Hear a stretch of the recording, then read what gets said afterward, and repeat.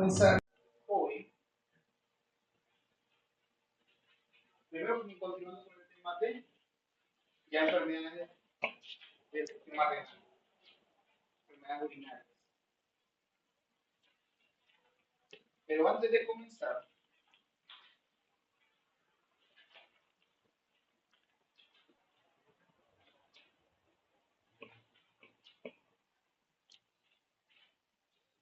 Marco Polino tiene 12.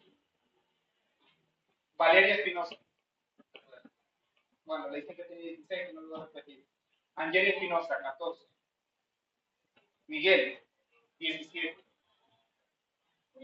Miguel Gutiérrez, 10. Luis Morán, 13. Isaac Portillo. Me pareció que esta está demasiado fácil.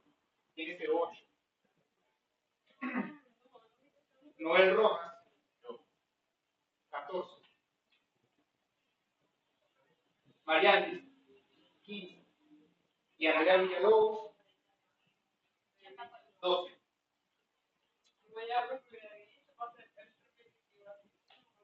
Bueno, ahí se arreglaron los parientes. No, ahí se arreglaron los que tenían que arreglarse. Eduardo Azócar tiene 2. Miguel Barreto tiene 2. ¿Qué perdí?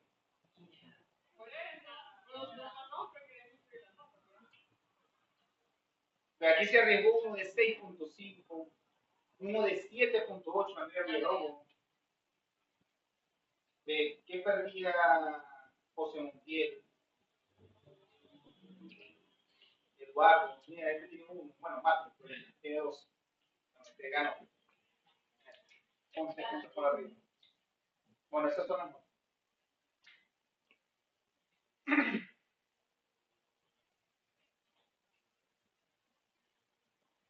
Ya tienen un problema menos en que pensar.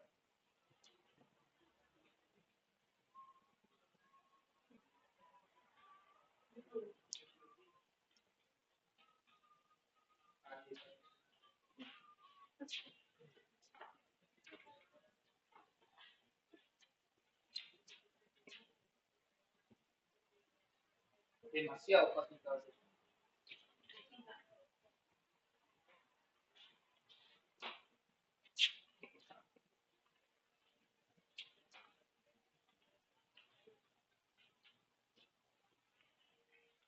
Muchachos, vamos a continuar entonces. Yo creo que ya con esto terminamos esta unidad, porque es insuficiencia renal aguda y crónica. En este caso vamos a comenzar con la aguda, que es básicamente hacia donde nos dirigimos desde que iniciamos la materia.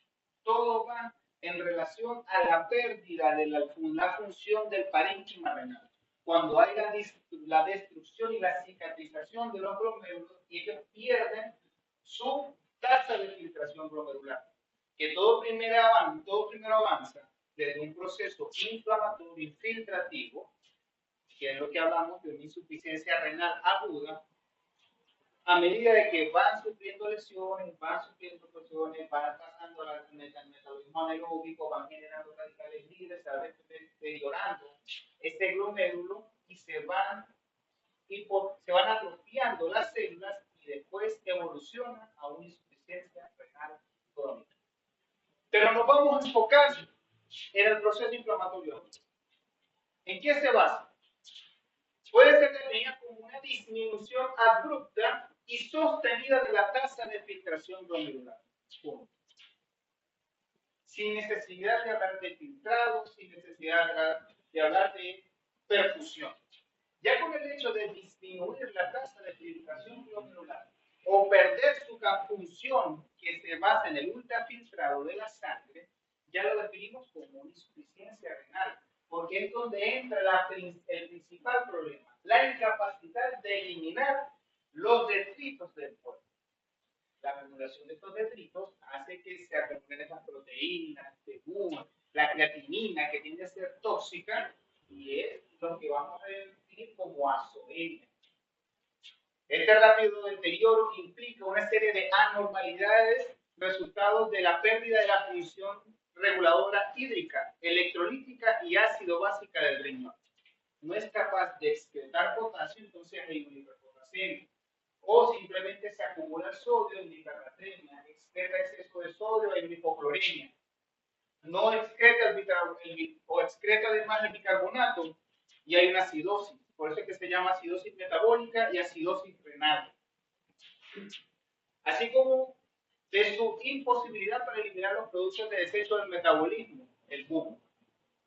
Si no tiene la capacidad de eliminar el BUM, se acumula este nitrógeno y hablamos de una encefalopatía urémica. Y su consecuente acumulación del organismo. Las concentraciones anormales de la sangre de la urea, creatinina y otros subproductos nitrogenados, los proteicos, es lo que denomina o se denomina azoemia. E igualmente la denominamos azoemia pre-renal y post-renal. La insuficiencia renal aguda puede ser de tipo prerenal o renal e intrínsecamente renal. Ahora, primero, ¿qué puede producir una insuficiencia renal pre-renal? Lo que ya habíamos hablado. Una insuficiencia cardíaca. Una disminución del filtrado de la perfusión de la sangre hacia el riñón con vasoconstricción de las arteriolas aférentes disminuye el flujo sanguíneo. Una insuficiencia cardíaca, una arritmia cardíaca. Por eso es que cada vez que hay un proceso cardíaco, lo primero que pensamos es que va a evolucionar en insuficiencia renal aguda, que es el principal daño. Cada vez que conozco a un paciente hipertenso, cada vez que conozco a un paciente con insuficiencia renal, lo primero que hacen es nivelar o regular la presión, no solamente para que disminuya el riesgo de sangrado, el riesgo de hemorragia, de trombosis, sino para disminuir la posibilidad de generar insuficiencia renal. Y eso lo hace mediante qué mecanismos, y ya lo hemos mencionado, como en una insuficiencia renal, perdón, insuficiencia cardíaca, puedo mejorar la perfusión hacia el riñón. Si hay una disminución del flujo sanguíneo por las arterias diferentes. Primero buscamos vasodilatación, y para eso tenemos ¿cuál? Los IECA, inhibidores de la enzima convertidora de angiotensina. Produjo vasodilatación y hay mayor perfusión hacia las arteriolas aferentes, donde hay mayor aporte de oxígeno hacia los glóbulos. Por eso es que lo primero que controlamos es la vasoconstricción, usando inhibidores de la enzima convertidora de la angiotensina, como en alapril. Después tenemos el bisoprolol, que es súper específico, tenemos el diltiazem, otras de estos fármacos que podemos ser intrínsecamente hacia los músculos o hacia las enzimas. Reducción de la bulimia. Eso puede también generar una vasoconstricción de estas arteriolas y puede disminuir el flujo sanguíneo renal. Puede ocurrir una hipovolemia por hemorragias, una hipovolemia por vómitos, una hipovolemia renal por exceso por poliuria, o simplemente por exceso de sudoración. Una pérdida de líquido exacerbada que me va a hacer una disminución del volumen sanguíneo. No necesariamente hablemos de la sangre, de los elementos formas de la sangre. Hablamos del volumen sanguíneo, que involucra proteínas, agua y células. Una redistribución de los líquidos extracelulares como la hipoalbuminemia y el traumatismo. Y vasoconstricción periférica mediado por sepsis. Básicamente todos los shocks. Todos los shocks me van a producir una disminución de la perfusión renal, lo que me va a evolucionar una insuficiencia renal aguda pre-renal. Cuando hablamos intrínsecamente del riñón, puede ser por un proceso isquémico. ¿Qué es una isquemia? Una disminución del suministro de sangre a un tejido por obstrucción o por... Entonces, ¿qué sería un infarto? Cuando se corta por completo y es una anoxia, es una hipoxia. Es como una hipoxia, una disminución del flujo de la perfusión. Eso es una isquemia, que es simplemente la disminución del volumen que va a producir estenosis en el vaso sanguíneo. Va a disminuir el paso de sangre y disminuye la presión, y eso puede ser sistémico. Evolución de la solemia renal, vasculopatía renal, puede ser por trombosis o estenosis. Nefrotoxicidad puede ser endógeno, que es lo que hablamos, que cada lo que se nos va a acumular en la hemoglobina. Cuando hay hiperhemólisis y es extravascular, por ejemplo en los tumores de vaso, me va a generar un aumento de la bilirrubina. Entonces tenemos hiperbilirrubinemia. Otro, una destrucción exacerbada de los músculos me va a producir una hipermioglobinuria o hipermioglobinemia. Todos estos pigmentos, ya sea de la sangre para la hemoglobina, de la mioglobina para el músculo, o cuando son de la misma, el proceso de degeneración de esta hemoglobina que es bilirrubina, todos estos son pigmentos que cuando pasan por el riñón tienden a ser tóxicos, y es lo que denominamos una nefritis pigmentaria, que puede ser por bilirrubinuria, por mioglobinuria o por mioglobinuria. Estas serían las endógenas. Ahora las exógenas, cualquier fármaco que se les ocurra. Todos tienen un deterioro renal, aunque sea mínimo, pero todos tienen un deterioro renal. ¿Cuáles son los que deterioran más? Por ejemplo, los aminoglucósidos. Son altamente nefrotóxicos y por eso es importante cada vez que nosotros hablemos o establemos una terapia mediante aminoglucósidos es la hidratación del paciente, porque si el paciente se atiende o se medica mediante aminoglucósidos y está deshidratado, la nefrotoxicidad es alta.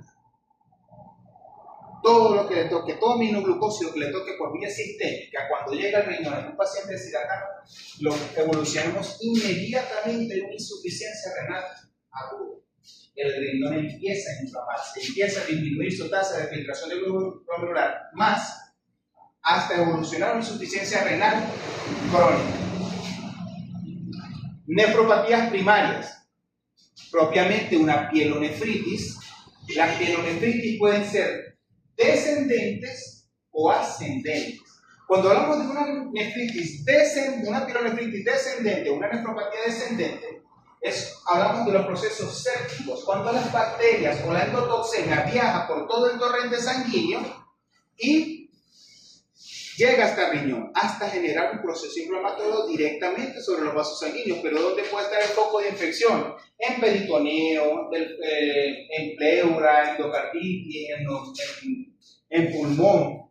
Todos esos en digestivo, todos esos agentes tóxicos cuando llegan al riñón producen un proceso inflamatorio, sobre todo una pielonefritis. Y se puede observar así, por eso hablamos descendente, porque va desde adentro hacia el exterior de la orina. Pero una pielonefritis también puede ser ascendente, puede tener una uretritis, una cistitis, que es infección no controlada, empieza a migrar, sube por vejiga, sube por ureter y llega hasta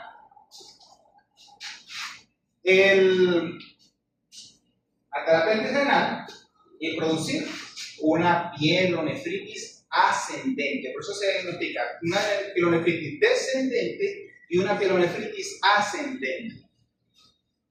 Propiamente del riñón, una bacteria que se especifica por quedarse ahí hasta 6 meses después de iniciar el tratamiento, la leptospirosis, una glomerulonefritis aguda y, no menos importante, los procesos neoplásicos o displásicos como el linfoma renal.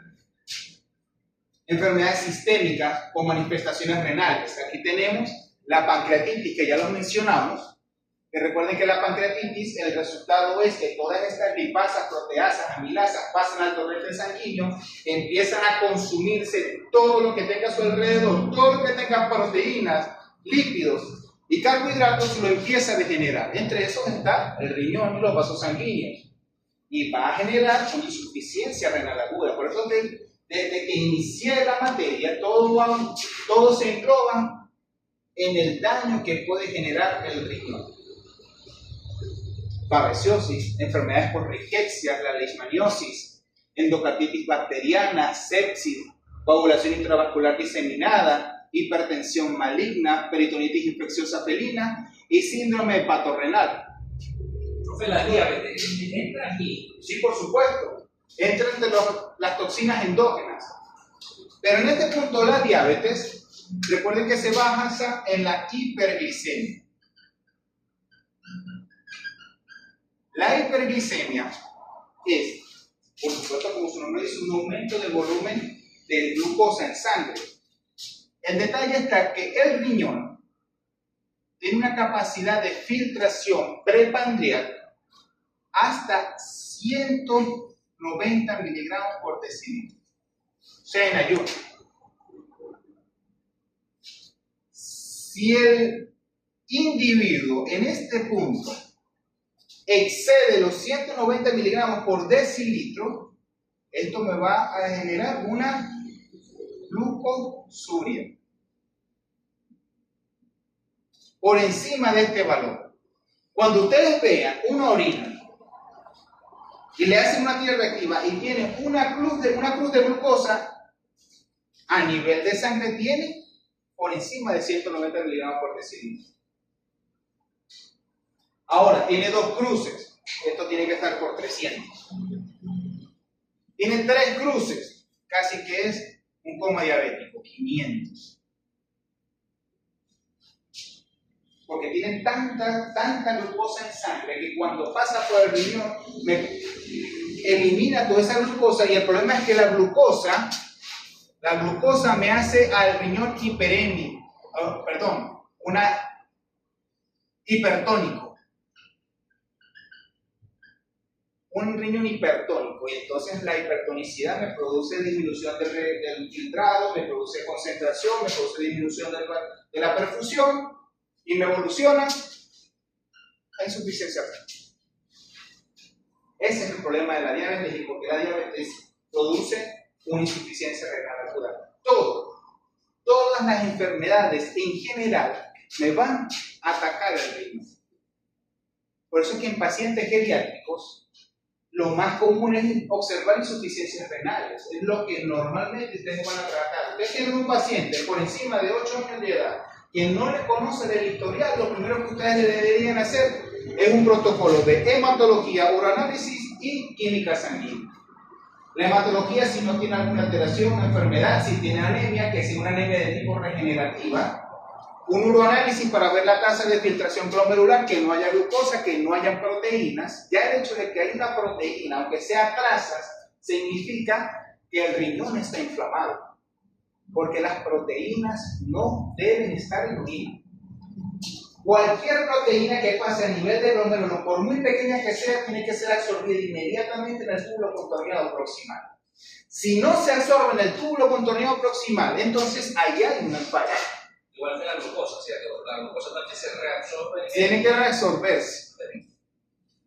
Hay una limitante No puede, la glucosa no debe haber en orina. 20 astros, que es la limitante del diámetro. No debería, porque la calificado por la carga la positiva y administración carga de los negativa. glóbulos están disminuidas y no deberían pasar proteínas. Saca. 8. Sacaste 0,8 en el examen. Bueno, subiste un poquito, pero no sé qué te pasó. 17, 15, 12. Estaba fácil. Confundí. A la próxima. Ya recuperar un 0,8 es más fácil que recuperar un 0,2. Claro. Bueno, ahora, en este punto, vuelvo y repito, todo lo que hemos mencionado va a deteriorar el riñón. ¿Y qué hablamos de los correnales? Los más comunes: cálculos, coágulos, ligaduras accidentales quirúrgicas. Una de las cosas, bueno, gracias a Dios actual no es tan común, pero puede pasar y está descrito en la teoría que un cirujano no experimentado existe con la posibilidad que en el momento de que quiera ligar vasos sanguíneos a nivel ovárico o los vasos sanguíneos a nivel uterino, se llevan el uretero. Puede cortarlo, puede ligarlo y generar una ligadura accidental del ureter y producir una insuficiencia renal postrenal. No quiero desbloqueado. Puede pasar. Es más, es muy común observarlo, sobre todo con no experimentado, porque cuando hay, ¿sabes qué es lo más característico de uno de los animales en este caso? Por ejemplo, ustedes ven una pudra, una hembra con 4 o 5 años, les lavan, la colocan en escena de histerectomía y tiene un útero del tamaño de este caso, el grosor. Sin ninguna alteración, no está en celo, es primigesta o nunca es nulípara, o sea, no ha pasado nada. Pero, ¿cuál es el mayor miedo? Aquellos perros grandaneses, rottweiler, weimaraner, o sea, de talla grande a gigante, hembras, nulíparas, de 6 meses, 5 meses, que ustedes se imaginan ese perro en una mesa y ven se imaginan un útero así. Nada. Eso es un hilito. Eso es fino.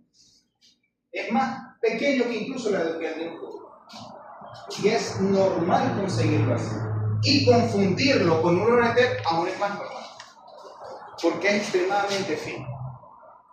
Y dígame si es por la cantidad de grasa que se puede conseguir a nivel abdominal y se puede ocultar ureter con transcauterinas, incluso con el ligamento ancho. Eso se confunde fácilmente y puede producir una insuficiencia renal postrenal. ¿Cuál es la única suerte? Que tiene 2 ureteres. Se puede confundir en uno y dañar un riñón. Adiós. Pero le queda otro. Ya está esterilizado. El más negativo es que me confundí, pero le quedó. ¿Le ha quedado? No todo es malo. No, imagínate que le eliges el ureter y le dejes El ovario. La preñada. Pasa. Bueno, hace poco hice un OVH y una gacha que estaba, o sea, que fue en estas comunes jornadas. Y cuando se abrió, la historia fue que la operaron, pero la gata parió. Y resulta que cuando se abrió, lo que hicieron fue cortarle un ovario y un cuadrúpedo. Ahí no. Le dejaron el otro. Y eso pasó hace poco. Ese es el problema de las jornadas. a mi perro y el médico veterinario pura y perjura que sacó los 2 úteros. Lo matáis, pero eso no te va a decir que no. Que lo Claro, va a morir ahí. muere con la bota puesta. Claro. Pero no hay nada más orgulloso y egocéntrico que un cirujano. Y no solamente lo dejan los veterinarios. Entonces crean los dioses del origen. Ajá. Y la no. No, sí es. Bueno, voy a hablar porque continúe. Lesiones vesicales. Hay peores. Lesiones vesicales. Y ese Sí. Roturas vesicales, tumores vesicloprostáticos. Pero aquí ya hablamos de carcinomas, no hablamos de hiperplasia prostática, no es lo mismo. Si hablamos de hiperplasia prostática, ¿qué es lo que disminuye en el perro? Una hiperplasia prostática, ¿cuál es la sintomatología clínica que vamos a observar? Disuria. Obstrucción, porque hay crecimiento y comprime la salida. Porque la compresión es a nivel rectal. No es como el hombre que es a nivel uretral. Entonces no sé qué, pero no puede orinar, no puede defecar. Es excéntrica, no es intrínseca. Exacto. Ahora, lesiones uretrales, traumatismos, tampones uretrales, cálculos uretrales, tumores uretrales, intrínsecos, intramurales, extrínsecos. Cualquier cosa que me obstruya la salida de la orina me va a producir una insuficiencia renal postrenal. Lo imaginamos como el hígado, una ictericia prehepática y el poshepática. Igual, hubo una insuficiencia renal o una azoemia pre-renal y posrenal. Punto. Etiopatogenia. Los riñones son particularmente susceptibles a las impurezas isquémicas y tóxicas. Vuelvo y repito lo que he comenzado lo que he dicho desde que comenzó la materia. Aunque los riñones reciben aproximadamente el 20% del gasto cardíaco, solamente del 10 al 20% del flujo sanguíneo renal alcanza la médula. O sea, no toda la sangre que pase por el riñón se va a filtrar y va a llegar hasta la asa descendente de Henry. Puede ser hasta un 10%. Todo dependerá del daño de afección renal. La corteza recibe del 80 al 90% del flujo sanguíneo renal. Ahí sí, pero por ahí es donde ocurre el filtrado. En el glomérulo propiamente dicho, en la corteza renal. Y es particularmente susceptible a las toxinas, claro, pero aquí es donde está el glomérulo, ahí es el que recibe todo, ahí es donde se deberían eliminar los tóxicos, donde se deberían eliminar las toxinas, donde se hace la filtración de todo lo que es los elementos de la sangre. Todo eso ocurre en la corteza donde está el glomérulo. En los túbulos, si en la asa descendente absorbe sodio o absorbe la urea, si es en la asa proximal lo que va a absorber el potasio, calcio y allá. Y si es en la primera parte, es en las proteínas, sangre, lo que va a absorber el bicarbonato y los minerales, simplemente para el filtrado. Y lo último que es el túbulo colector, que lo que va a absorber es producir la reabsorción de agua. Para más nada sirve, igual que el colon. Entonces viene la primera fase de cuando hay un daño renal. El inicio reciente se denomina fase de extensión. Durante este periodo existen los fenómenos de isquemia, el fenómeno de hipoxia, la inflamación y el daño celular continuo. Desemboca en apoptosis y necrosis celular. Todo proceso isquémico, hipóxico, disminuye la perfusión, me va a llevar a la destrucción de las células sí o sí.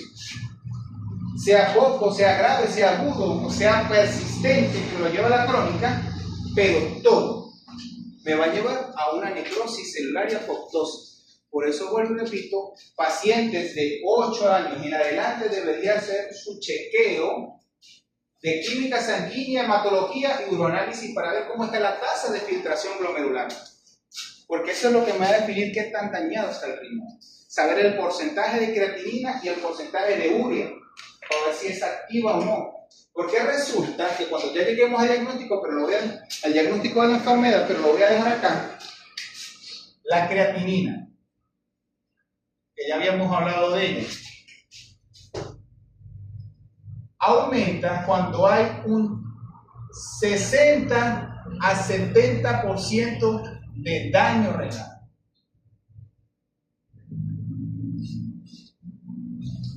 Si no hay un 60 o un 70% de daño renal, la creatinina empieza a subir. Entonces puedo tener la capacidad de generar toxinas, de generar impurias, de estar en insuficiencia, de estar deshidratado, de estar séptico, pero en este momento el riñón todavía está funcionando, es funcional. Buenas tardes, adelante. Es funcional porque no ha llegado hasta el 60 o 70% de la tasa del daño renal. Cuando ya excede este 60 o 70%, ahí es cuando empieza a subir la creatinina. O sea, la creatinina no es específica para determinar una insuficiencia renal aguda. Porque si no se ha dañado tanto, nunca se va a subir. Puede estar en 1.4, 1.5, 1.7 y decir, bueno, está en el límite superior, pero todavía no hay insuficiencia renal. No. 1.5, 1.7 en un paciente que está deshidratado está sufriendo daño renal. Solo que hay que saber leerlo. Que esté dentro del rango normal, pero está deshidratado, está de cúbito lateral. Hay un daño renal, solo que no está tan elevado. Porque yo no sé si alguien vio el video que pasé a... El del intensivista. Sí. Entonces dice, en este paciente que no tiene músculo, tener Una creatinina. Tener una creatinina en el punto más alto es gravísimo. Claro. Porque no tiene. Es lo mismo. Hasta que no hay un deterioro, no se va a observar ese nivel de creatinina. Después de eso lo que viene es el riñón terminal. Ya. Ahora, esta fase normalmente dura 48 horas, en las cuales pueden no apreciarse signos clínicos. Aquí no van a ver nada. Puede estar deshidratado, puede estar en septicemia, por eso ven animales que están sépticos, le damos la temperatura, están 40, 41 grados, pero el animal está simplemente deprimido. No hay nada relevante. Las consecuencias funcionales son la disminución progresiva de la tasa de filtración glomerular. Claro, hay una isquemia, una disminución de la perfusión y hay una disminución en la producción de orina, pero eso es normal. ¿Qué debería pasar si hay un animal que ha perdido líquido, ha perdido volumen? Libera penina vasopresina, libera aldosterona me produce reabsorción de sodio, me produce reabsorción de sodio por hiperconcentración, una reabsorción de agua por hipernatremia. Aparte, la ADH me activa aquaporina, absorbe más agua y me produce una estabilización del volumen sanguíneo. Y entonces tengo aumento de la volemia, vasopresina, entonces vasoconstricción de los vasos periféricos y aumento de las concentraciones de sodio, me produce más a un animal más concentrado. En conclusión, hay daño renal, pero con signos clínicos estables. Un animal que está compensado. El problema es que cuando ya se daña, cuando esta compensación ya no daba más, es cuando vienen los problemas. Clásico ejemplo del gato. Un gato así medio deprimido, duerme mucho, está más flaquito, pero está compensado. El animal tiene 14, 15 años, puede tener 19 años. Y lo único que lo vamos a ver es, me dejó de comer hoy, me olió la comida, pero no quiso más nada. Le hice una hematología, un leucograma de estrés, le hice una química sanguínea, 9.6 de creatinina. Está compensado, más nada.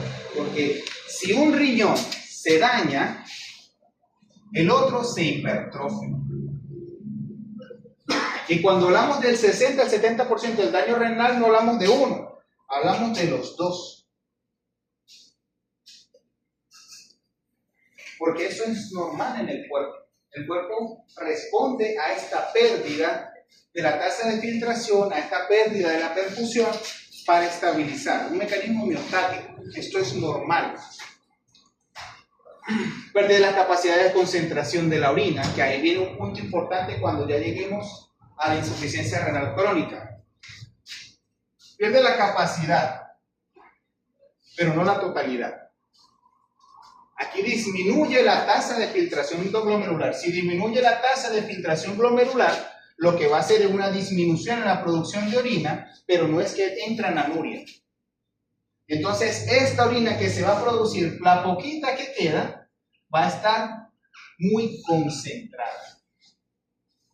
Va a producir 1 ml, 5 ml, 10 ml y no los 120 ml por día que van a poder producir, por hora. Empieza a disminuir la producción y a hacerla más concentrada. Más no, es que no deja de producir. Y ahí vienen puntos importantes de cómo nosotros deberíamos tratar una insuficiencia renal. Ahora, después de que hay el primer daño, pasamos a la segunda fase, que es la fase de mantenimiento, donde se caracteriza por la presencia de azoemia o uremia. O empiezan a acumularse los metabolitos de las proteínas o la urea. Y entonces empiezan a mostrar aquí en este punto sí signos clínicos. Puede durar días a semanas. Cuando el 65 al 75% de las nefronas han sido dañadas es cuando empieza a aumentar la creatinina. En esta fase ya se ha producido una cantidad crítica de lesiones irreversibles. Coloco en rojo. Si el riñón se daña, se dañó. Ahí no hay regeneración, no hay células mesenquimáticas, no hay células de colágeno. Ahí lo que van a presenciar son fibroblastos. Ahí lo que va a haber es una cicatriz, una fibrosis del tejido. Por eso se llaman lesiones irreversibles.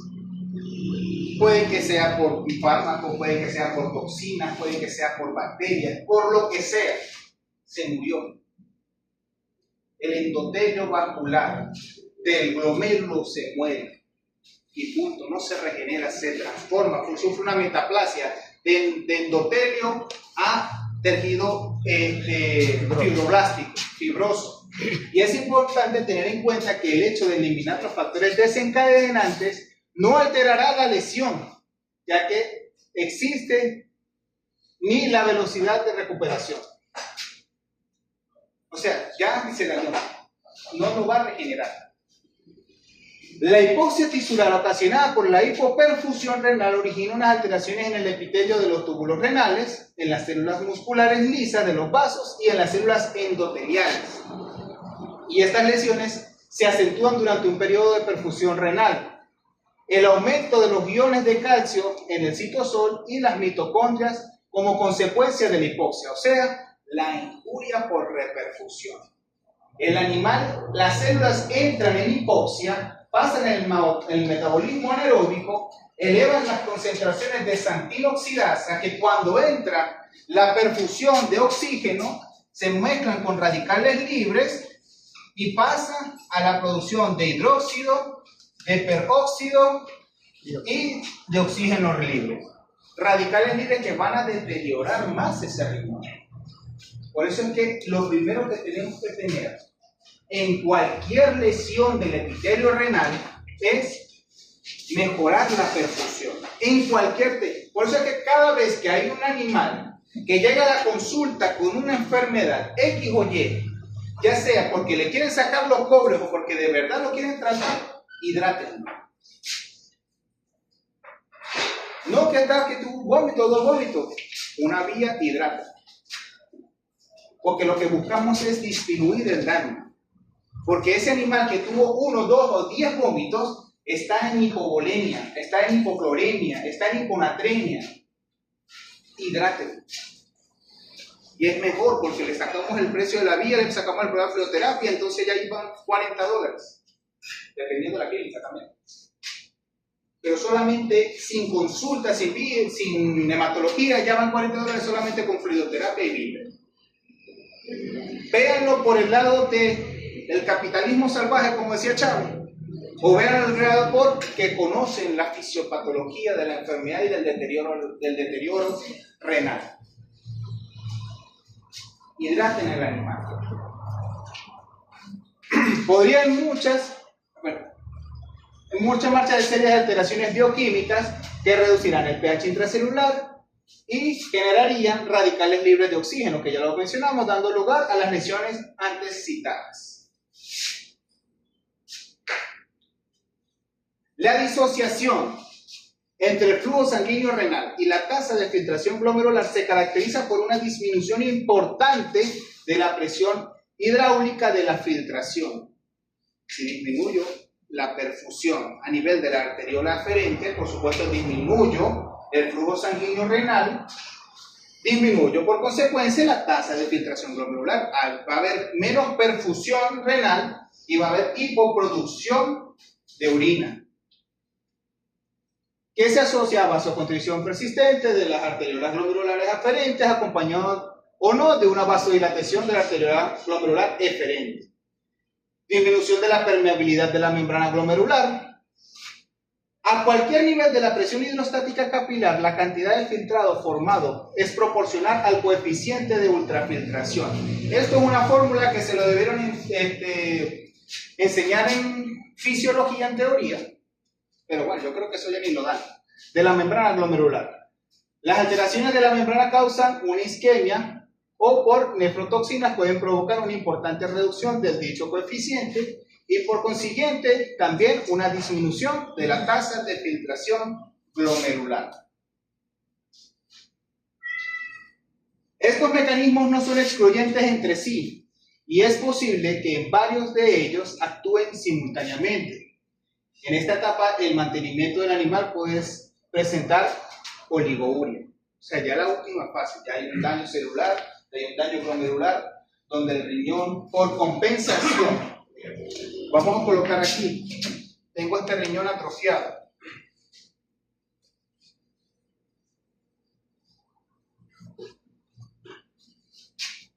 Este riñón, en este punto, está completamente hipertrófico, inflamado, hinchado. Hay una disminución de estos vasos sanguíneos porque están en vasoconstricción. Si hay vasoconstricción, me va a producir una disminución en la producción de orina. Menos de 1 ml por kilogramo por hora. Observándose en esta última, el paciente con lesiones renales menos graves, la mayoría de los animales con insuficiencia renal aguda son detectados en esta fase, cuando ya hay esa azoemia, porque esa vasoconstricción me va a producir azoemia. ¿Qué son? Puede ser pirexia o fiebre, como lo quieran llamar, hipertensión, depresión, deshidratación, taquicardia, pueden presentar vómitos y todas las alteraciones que me pueden presentar una azoemia con una pobre producción de orina.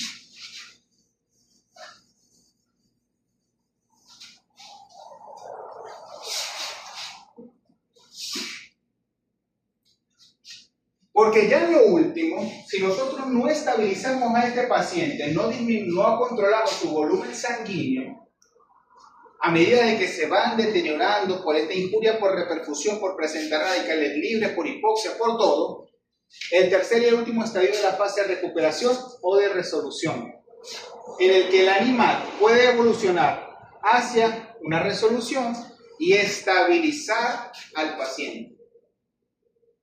Ejemplo, se deterioró el 60%. Lo que queda se hipertrofió, pero mantuvo al animal, mantuvo al paciente. Puede disminuir su tasa de filtración glomerular, medimos creatinina, está en 1.8, 1.6. El boom se mantiene en el límite superior, 20, 26, 27. Pero el balance hídrico se mantiene, las concentraciones de sodio y de cloro se mantienen, el fósforo se mantiene, el calcio se mantiene, pero hay un deterioro del 60%. El animal disminuye su concentración, la capacidad de concentrar, pero no está anúrico, no está hipostenúrico, solo pierde su capacidad y se estabiliza. Esa es la resolución. El animal se mantiene, se produce, o sea, intenta mantenerse con vida. O si no, pasamos a la fase de pérdida total del riñón, insuficiencia renal crónica.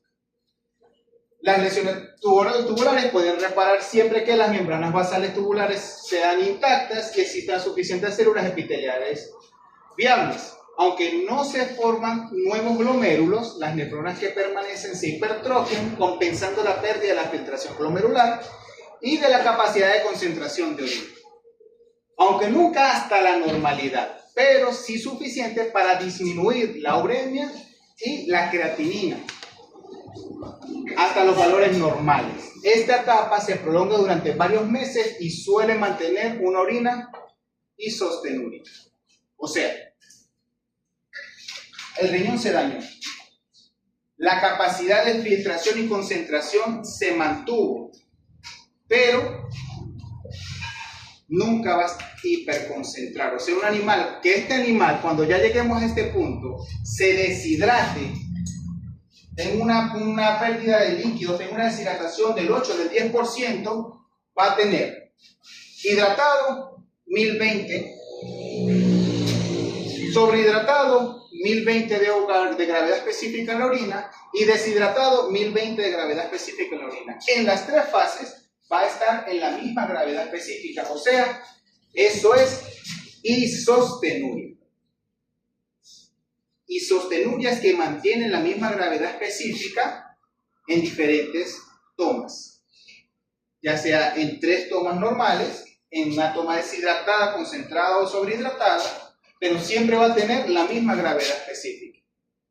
Por eso se mide en hiperestenuria, orina concentrada, hipostenuria, orina diluida, normostenuria, orina que se puede estar oscilando entre los 1020 y los 1030, pero isostenuria es que cada vez que le tomemos la gravedad específica va a mantener la misma, porque no puede ni diluirse ni concentrarse, simplemente el riñón hace lo que puede. Hasta ahí llegó el riñón. Profe, Se mantiene igual, pero dentro de los valores normales. ¿O dentro de qué valor? Puede ser en 1020, siempre va a mantenerse por la línea baja. 1020, 1010. profe, estoy leyendo aquí algo. Es una duda con respecto al boom, ¿no? Hablamos que el boom son desechos nitrogenados no proteicos, amonio y amoníaco, ¿cierto? Claro, porque ya la proteína quedó atrás. Lo que queda es el desecho, que es el nitrógeno. Ok. Eso tiene que pasar por hígado para procesarse, para producir urea. Claro. Es la urea la que puede ser excretada, Claro. ¿cierto? El ¿Cuándo? boom. El boom. El nitrógeno ureico sanguíneo. Porque antes de es urea. Ok. O el amoníaco. Si hay una concentración alta de amonio y amoníaco, es por una difusión hepática. Porque Bueno, pero eso lo vimos en hepático. No hay albúmina. Sí, pero estoy confirmando eso. Que es la que transporta. Es que, lo que pasa es que, vuelvo y repito, los eventos no son aislados. Yo comencé con hematopoyético, cardiovascular, pulmonar, digestivo, y ahorita estoy en renal. Pero no es que si no hay una neumonía, no va a haber vasoconstricción, no va a haber taquicardia, no va a haber disminución de la perfusión, no va a haber una insuficiencia renal. Porque todo es un conjunto. Los eventos no son aislados, todo por eso se llaman sistemas. Los órganos y los sistemas están unidos entre sí. Si uno falla, fallan todos. Intentan estabilizarse. Si hay un daño hepático, me disminuye la producción de proteínas. La proteína, cada vez que hay un metabolismo proteico, me va a aumentar los niveles de nitrógeno, no me lo va a dosar a la proteína porque no tengo hipoalbuminemia, me va a aumentar el nitrógeno ureico sanguíneo. Sin necesidad de afectar al riñón. Pero no es que el riñón no se vea afectado, porque si está pasando eso, hay vasoconstricción de las arteriolas aferentes. El riñón también sufre en esa parte. Por eso es que los eventos no son aislados. Y ustedes lo que tienen es que recopilar todo para dar un diagnóstico. Ahora, signos clínicos. Los hallazgos clínicos en la mayor parte de los casos son los que causan, dependiendo de la causa desencadenante. Pero en general, una insuficiencia renal aguda, depresión y anorexia. ¿Qué produce depresión y anorexia? Todo. Depresión y anorexia, nada es específico. Por eso es que una hematología me puede decir que hay un daño, pero hasta ahí. Hay una infección, ¿en dónde? Hay una enfermedad viral, ¿cuál? Hay un proceso parasitario, ¿de qué? Hay una alergia, ¿en dónde? Aquí. Porque si veo sinofilia, bueno, puedo presentar parásitos o alergia, pero ahora ¿por dónde me voy? O uno u otro. Ah, bueno, pero estoy viendo eritema, inflamación, hinchazón, vómitos, irritación, mucosa, hiperemia. Ah, una alergia. Pero entonces tengo sinofilia y tengo diarrea. Ah, bueno, puede ser una parasitosis. Pero no me va a decir una hematología todo. La hematología lo que me va es a orientar. Entonces tengo deshidratación, taquicardia, membranas mucosas hiperémicas. ¿A qué se parece esto? A sepsis. Pero estamos en insuficiencia renal aguda. Pero esto es sepsis. Fiebre, cólico leve, laminitis en equinos, endotoxemia. Entonces unimos todo esto y llegamos a la endotoxemia. un cólico equino que me produce endotoxemia, entonces la endotoxemia me va a llevar a una laminitis. Lo dijimos.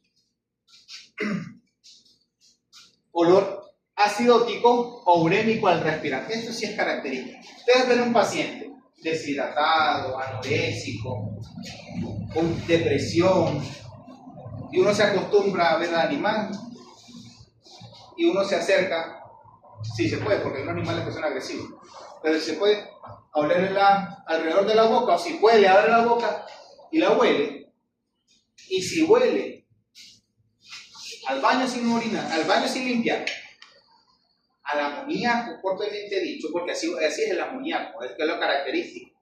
El amoníaco es así, a baño público. Si huele a baño público, huele a amoníaco. Y si es amoníaco, las concentraciones de boom a nivel sanguíneo son altas. Van a ser altas. ¿Por qué? Porque resulta que el boom, que es blood urea nitrógeno, específicamente el nitrógeno es citotóxico,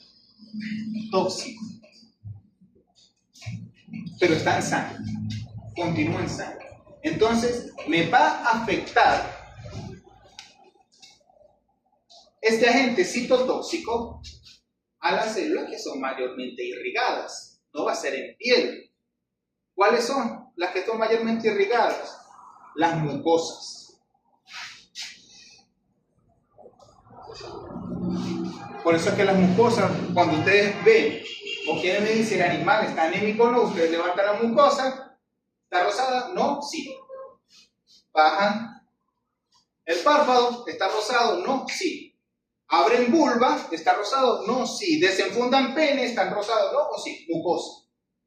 Porque son las que están mayormente irrigadas. Por eso es que esa es la segunda vía más rápida de administración de fármacos. ¿Cuál es la primera vía? La endovenosa, porque es inmediata. La segunda vía es la mucosa, porque es la mayormente irrigada. Por eso cada vez, no sé si han visto, pero en los pacientes hipertensos, cuando le colocan el Enalapril, colócaselo bajo la lengua, se estabiliza. No es que se lo tome, que se lo coloque debajo de la lengua, porque necesita absorberse inmediatamente. Ahora, como eso está tan vascularizado, este potente agente tóxico me afecta directamente en las mucosas. ¿Y dónde están las mucosas que me afectan? Desde la oral, la rectal y la gástrica. ¿Qué es lo primero que me va a producir? Gastritis. ¿Qué me va a generar? Vómito. Entonces ya tenemos depresión, anorexia, deshidratación, taquicardia, membrana mucosa hiperémica, fiebre, cólico, laminitis en equinos, adherente urémico, vómito. Le voy orientando más a que un paciente renal. Pero si no tengo todo esto y sin el aliento urémico, entonces un animal compensado, bueno, puede ser cualquier cosa. Una gastritis aguda, una gastritis crónica, una gastritis medicamentosa, si le quito el aliento urémico. Pero todo eso me puede generar cólico, una infección, una neumonía, todo eso me puede dar una neumonía. Una riquexia, la procurar reliquia, todo eso me lo da una reliquia. ¿O no? Vómito, diarrea, color, laminitis, fiebre, hiperemia. No es específico. Necesitan descartar. Y esto es lo importante de acá. Ahora, diarrea va de la mano con los agentes tóxicos, que es el nitrógeno, que afectan mucosas.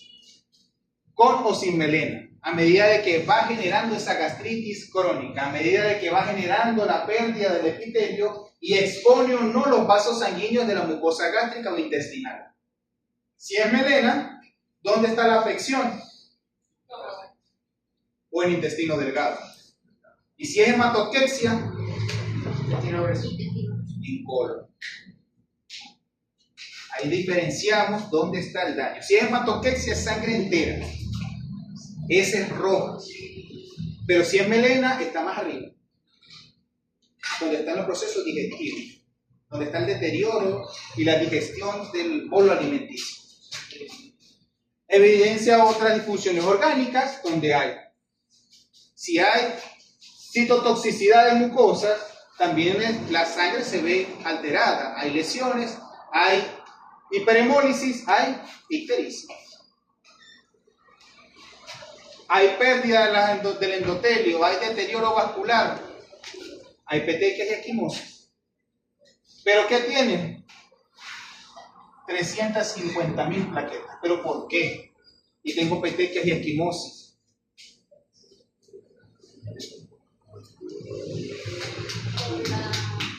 Tengo petequias y esquimosis, pero tenga 350.000 plaquetas. Cualquier especie.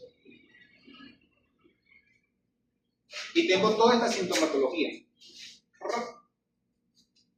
Porque hay petequias y esquimosis. Los niveles de vitamina. Ah, ¿y eso qué quiere decir? Me va a producir vómito, diarrea. Pero está quitando los músculos. Ajá. Y está haciendo que haya un daño. A nivel de las arteriolas, de los capilares sanguíneos. Y me va a generar petequias y esquimosis. Aparte también me está diciendo que se está deteriorando el hígado. Por eso los eventos no son aislados. Y por eso el riñón está aquí. Insuficiencia renal está aquí, en el quinto tema. Pero puede haber mucosas hiperémicas e ictéricas al mismo tiempo. ¿Sí? Un rojo amarillento, naranja. Claro, va a ser hiperémico, ¿por qué? Porque hay un aumento del flujo sanguíneo a nivel de mucosas, porque va a estar el animal en hipertensión. Claro, va a estar en hipertensión porque si hay insuficiencia renal, ¿qué es lo que me va a aumentar? Las concentraciones de sodio. Y esas concentraciones de sodio me van a producir deshidratación. Y esa deshidratación me va a activar ¿qué? ADH, aldosterona y angiotensina. Que se va a traducir en vasoconstricción, que va a traducirse en hiperemia. Entonces, los niveles de sangre no se pierden. La cantidad de sangre en este punto puede que no se pierda. Es más, estos animales que están hemoconcentrados, por eso va con vasoconstricción, lo conseguimos en 38. El hematocrito de 38, hematocritos de 40. Porque está hemoconcentrado, entonces está hiperémico, está en vasoconstricción, está en hipertensión. Pero también está ictérico. Entonces vamos a ver las mucosas naranjas, amarillentas, las vamos a ver más o menos así. Está hiperémico, pero está en un hiperémico raro.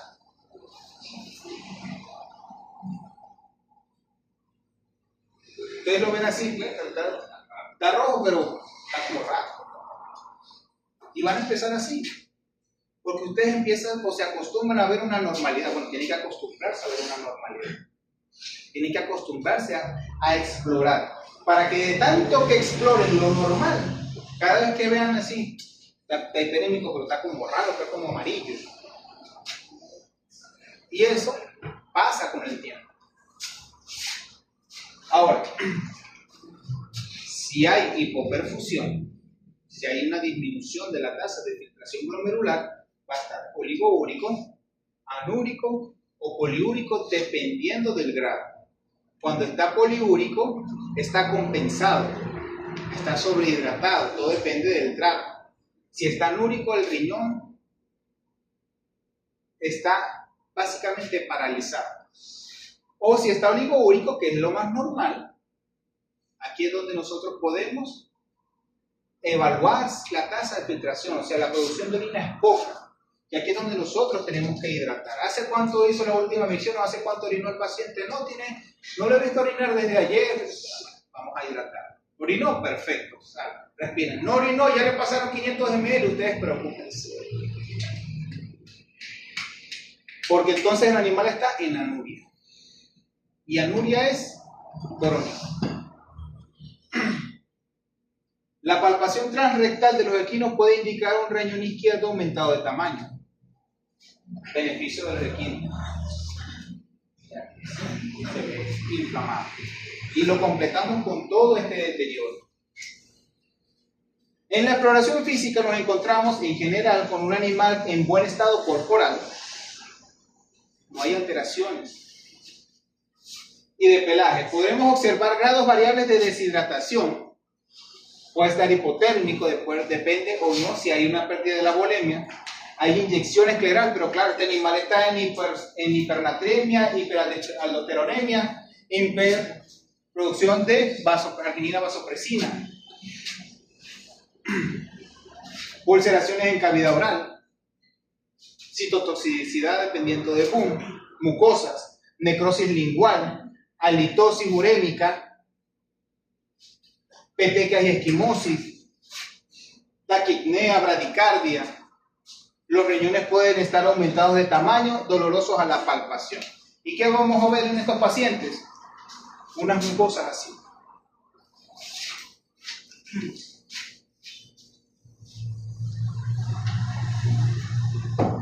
Unas mucosas así. Hiperémicas, ulceradas.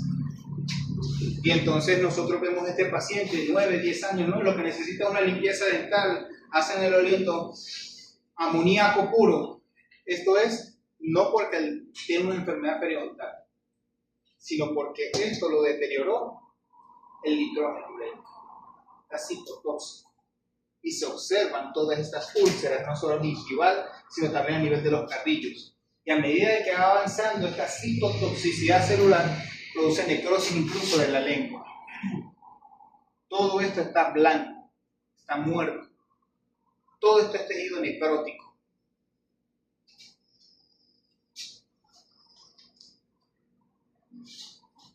Podemos verlo así, podemos verlo así, solamente unas lesiones focales, pero no significa que los niveles de BUN estén bajos.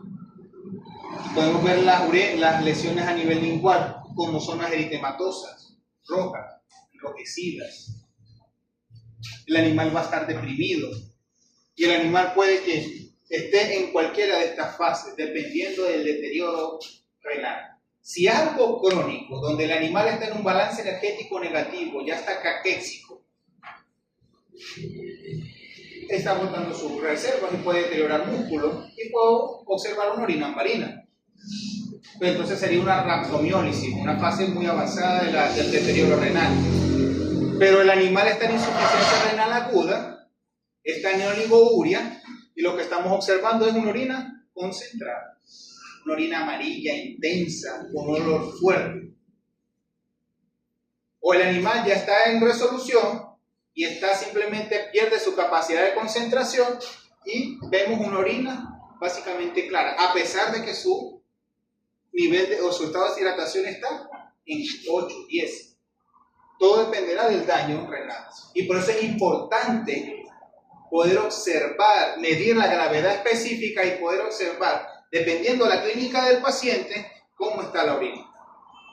O sea que si yo veo la orina, no sé clarita cómo está la orina, y veo que está sintomatología, pero o sea, se puede decir que está en isotenuria porque debería estar consultada y está. Sí, pues, y es válido. Y es válido. Pero ¿qué es lo normal? Conseguirlo acá. Porque si lo conseguimos acá, tiene insuficiencia renal crónica ya muy avanzada. Pero puede pasar.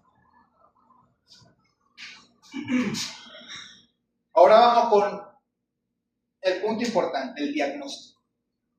Ya vimos que la clínica puede ser lo que sea. Vómitos, diarrea, depresión, halitosis, puede ser una enfermedad periodontal. No especifica nada. Entonces, basados en la historia del paciente, cuántas veces se ha enfermado, qué edad tiene el paciente, cuáles son los tratamientos que han llevado, los signos clínicos que presentan, vómito, diarrea, depresión, los resultados de la hematología, si es un leucograma de estrés, un leucograma infeccioso, el uroanálisis, la química sanguínea, incremento de las concentraciones de BUN y de creatinina. A través de la respuesta de la fluidoterapia podemos diferenciar una azoemia prerrenal de una insuficiencia renal intrínseca. Claro, porque si nosotros hidratamos el animal, facilitamos la perfusión y se normalizan los valores, es prerrenal. Pero si restituimos los valores hidroelectrolíticos. Si el animal sigue en hipostenúrea o en concentrado, ahí el daño está intrínsecamente renal. En la evaluación de la gravedad específica de la orina también nos permite diferenciar la falla renal, la falla prerrenal de una falla renal intrínseca, de acuerdo a la gravedad específica, anormalidades electrolíticas, y tenemos el SDMA, que ya vamos para allá.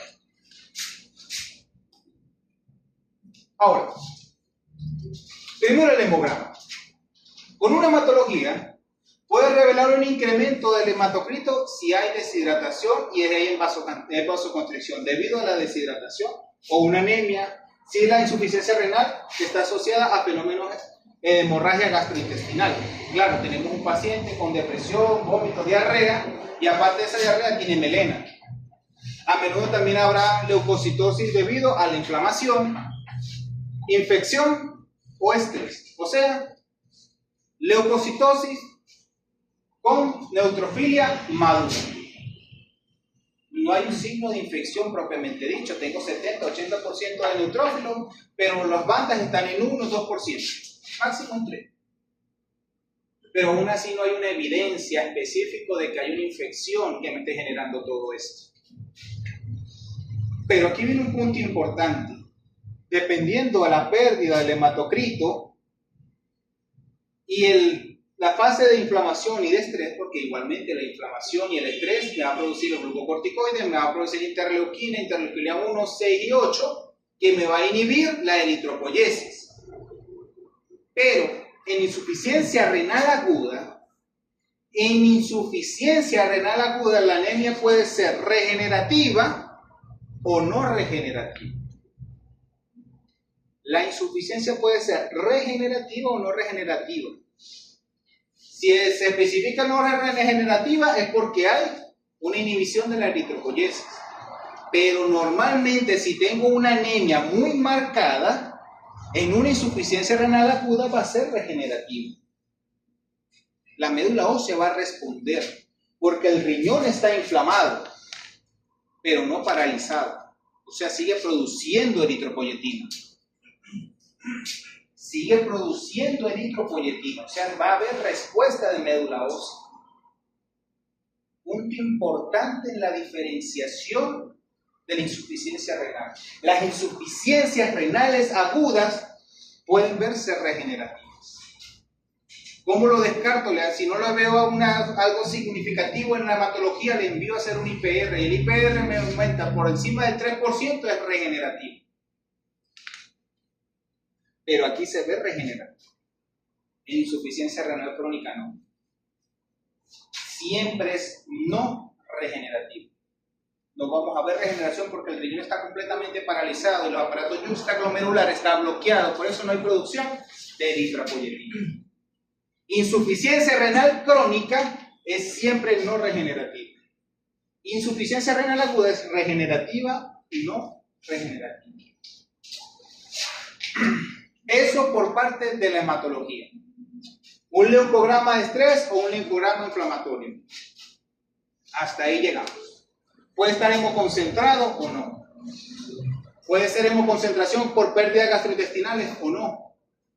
Pero de aquí no sale.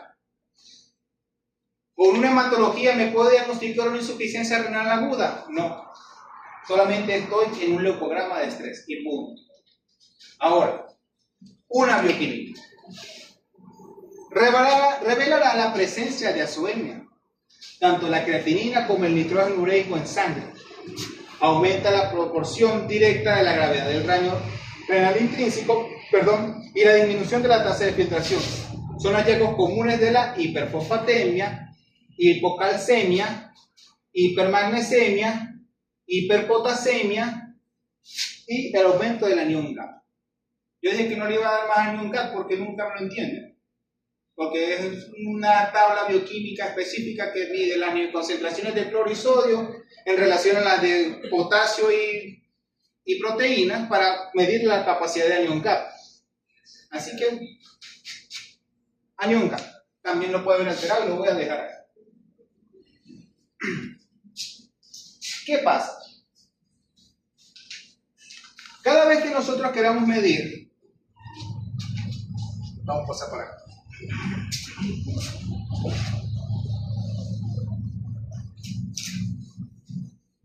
Aquí me voy a quedar un momento. Pero cada vez que nosotros queramos medir lo que llamamos el perfil renal. Perfil renal. 1 es la creatinina. 2 es el BUN. 3 es el fósforo. Y después tenemos los electrolitos.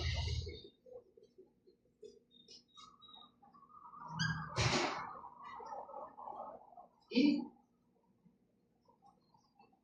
el calcio.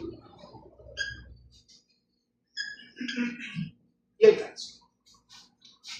¿A qué llaman perfil renal? Solamente a BUN, creatinina y fósforo. A eso es lo que llama perfil renal. Hay unos que les gusta con fósforo, otros que dicen que el fósforo no es importante. Criterios.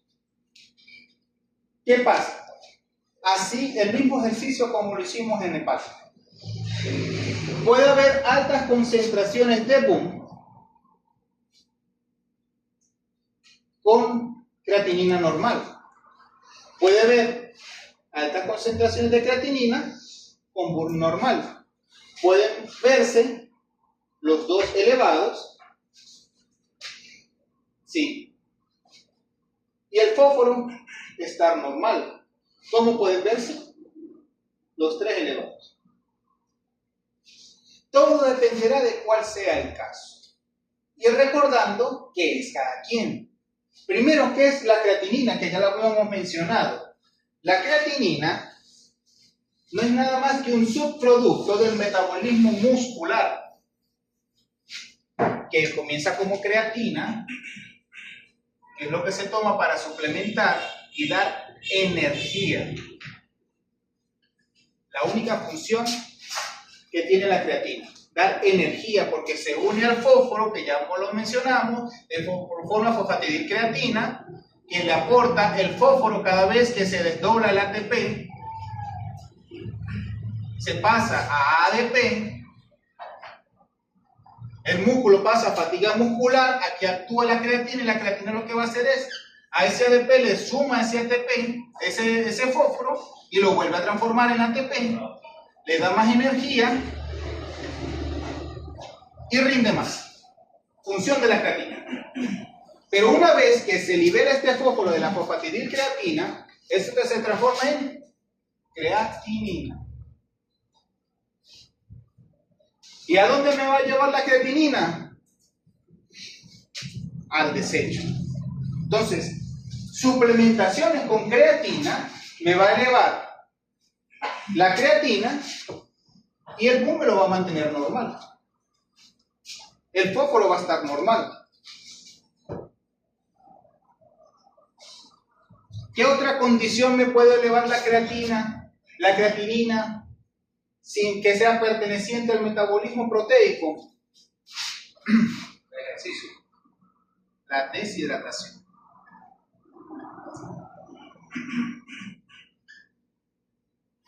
Una fase de deshidratación me va a producir vasoconstricción de las arteriolas aferentes, me va a disminuir la tasa de filtración glomerular, me va a aumentar las concentraciones de creatina y me va a mantener el BUN y el fósforo normal. O sea, un paciente deshidratado lo puedo ver, ojo, ¿qué es la normalidad? 0.7 a 1.6. Hay unas teorías que pueden llegar a 1.7, otras a 1.9, todo dependerá. Pero siempre tiene que estar no por encima de 1.9. Lo normal. 0.7 a 1.9, vamos a colocarlo a 1.8 como normal. Ni para mí ni para ti. A 1.8. Esto puede ser normal. Si veo un paciente que está del cúbito lateral deshidratado y le veo y le mido un perfil químico porque presumo que es una insuficiencia renal, pero resulta que lo que tuvo es una pérdida de líquidos por vómito o diarrea, y veo al paciente en 1.9 y el boom en 16, y esto llega normal hasta 30, es normal. El animal está concentrado, está en disminución del flujo sanguíneo renal, está en hipoproducción de orina, está en disminución de la tasa de filtración glomerular. Y el fósforo, por supuesto, va a estar dentro de lo normal. ¿Se entiende aquí? Vamos bien. ¿Alguna duda hasta este punto? ¿Dudas? Repito. ¿O se entendió? Bueno. Ahora el boom. ¿Qué es el boom? Un movimiento de ejercicio, gran ejercicio. También puede, pero el punto es que cuando hay gran ejercicio, vamos a la destrucción muscular. Y entonces aquí vamos con el boom. Porque el boom, a medida que se destruye el músculo, también me va a generar nitrógeno. Y ahora, en este punto, sí me puede aumentar el nitrógeno. Si es por ese mecanismo, me aumenta boom y me aumenta creatina. Normal. Pero resulta que es un animal que está en alto consumo proteico. Lo único que le dan es carne y carne pareja. Todo lo que coma se va a transformar en un exceso de esto. No está produciendo más músculo, no está utilizando el músculo porque es un animal sedentario, sino lo que está es consumiendo demasiada proteína. Me está generando muchos radicales de nitrógeno y ese boom se me empieza a acumular. Entonces, alto consumo proteico me eleva los niveles de boom. Me eleva los niveles de boom, pero me mantiene la creatina. Pero esto es por alimentación. Porque recuerden que esto es un aminoácido que está en un grupo carboxilo unido a un grupo amino y después a otro aminoácido. Y así sucesivamente, unión de grupos carboxilos y amino uno tras otro con el aminoácido forman una proteína. Pero como el animal, para poder utilizar esa proteína, necesita romper estos enlaces, porque lo que necesita es utilizar esos aminoácidos para generar más proteína o energía, me libera esto. Y esto no puede quedar en sangre porque es citotóxico. Y aparte de ser citotóxico, se hace ácido, porque entonces le agrego otro hidrógeno. Y después le agrego otro hidrógeno y me forma amoníaco. Entonces es más citotóxico porque es más ácido.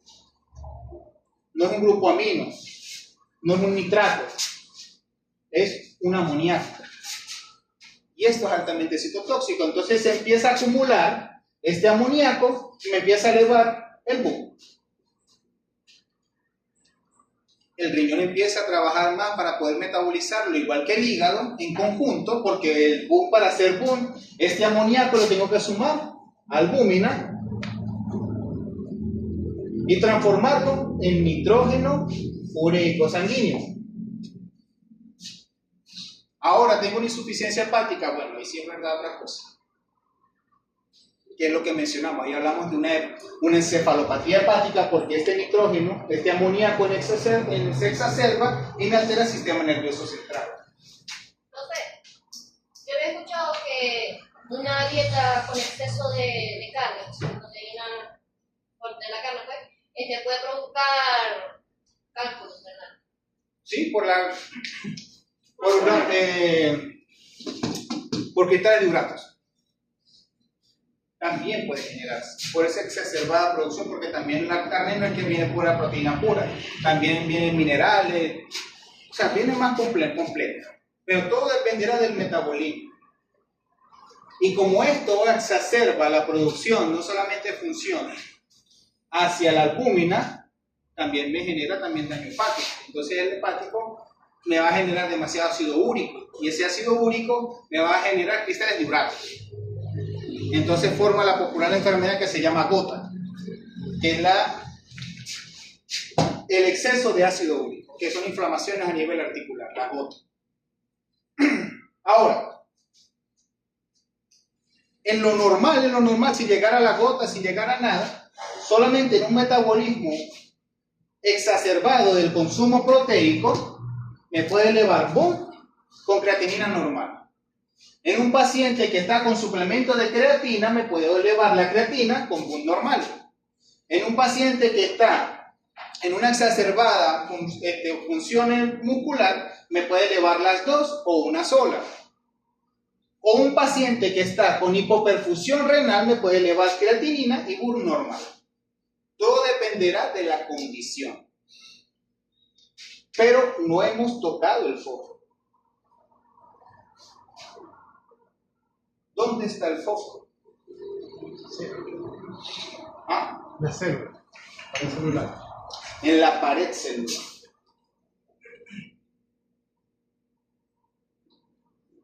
Pared celular. Por eso se llama membrana fosfolipídica. Ahora, en una insuficiencia renal aguda, donde hay una pérdida del 60 al 70% de la función renal, donde se me acumula grandes cantidades de nitrógeno y me empieza a hacer gastritis, me empieza a hacer úlceras gástricas, me empieza a hacer hepatitis, me empieza a producir diarreas, melenas, hay alta destrucción celular, hay anemia, porque entonces hay anemia, me empieza a destruir los eritrocitos, me empieza a producir una anemia prerrenal por hiperhemólisis.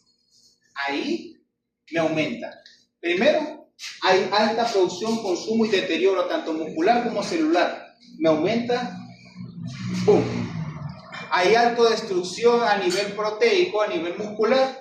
Me aumenta creatinina, pero a medida de que se van perdiendo toda esta cantidad de células, me aumenta fósforo. Tengo las tres elevadas. Insuficiencia renal. Pero aquí me está describiendo que todas las partes están elevadas. Puedo también describir una insuficiencia renal mucho más aguda con estas dos elevadas y esta mantenerse normal. Sí. Pero cuando se elevan las tres, insuficiencia renal, porque aquí está el fósforo en la pared celular. ¿Cuál es el punto importante y el detalle? Que a medida de que se aumenta el fósforo, el peligro del fósforo es que el fósforo, cuando está libre, me genera muchos problemas. Porque ¿cuál es el mecanismo en el cual se absorbe el calcio? ¿Cómo se absorbe el calcio? A nivel gastrointestinal.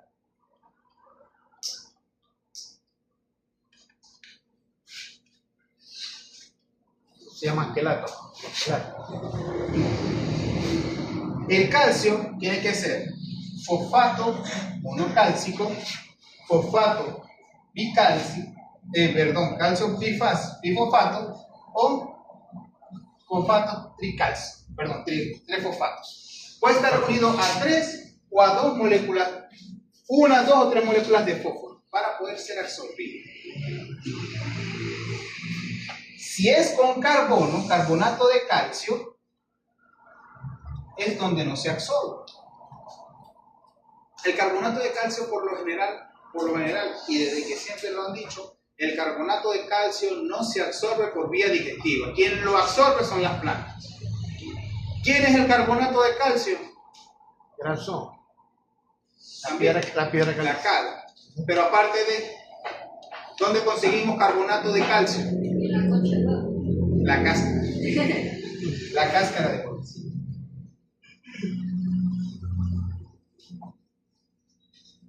Carbonato de calcio. Ahí no se absorbe. Porque necesita ¿quién? Fósforo. Y aparte del fósforo, del calcio, necesita también vitamina D.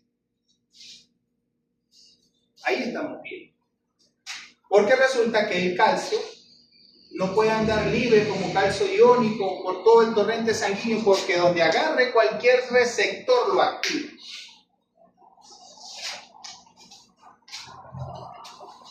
Para la contracción muscular, ¿qué necesito? Calcio. Para la coagulación vascular, para la coagulación sanguínea necesito calcio. Para muchos metabolismos proteicos, muchos metabolismos, muchas enzimas necesito calcio. O sea que si yo libero un calcio en la corriente sanguínea y lo dejo libre, me activa lo que sea. No puede estar solo. Ahora, a medida que le sumo fósforo, me lo inactivo. Y no es tanto que lo inactivo, a medida que le uno fósforo, los precipito.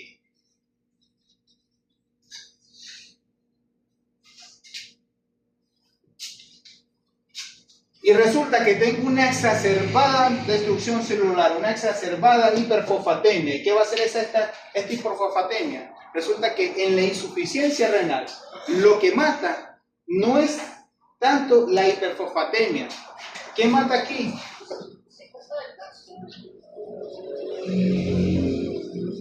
La hipocalcemia. La hipocalcemia a consecuencia del secuestro del calcio por parte del fósforo. Entonces el fósforo se me secuestra porque el calcio se me secuestra por el fósforo. ¿Y qué va a hacer el riñón? Ahorita necesito calcio. ¿A quién va a activar? A la vitamina D3. Ahorita la absorbe más calcio. Pero el animal está en anorexia, no está produciendo. Necesito más calcio. ¿Y de dónde lo voy a sacar? De los huesos. Entonces, ¿a quién activo? ¿Quién me activa para que el calcio salga de los huesos? A los osteoclastos. ¿Quién lo activa? La triotiroxina. No. La tetraiotiroxina. No. ¿La qué?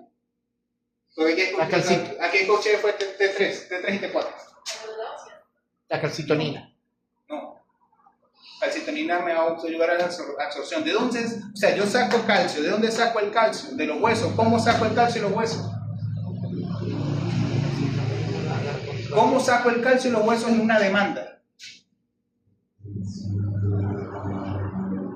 ¿Por qué se produce osteoporosis en mujeres en menopausia? Tampoco.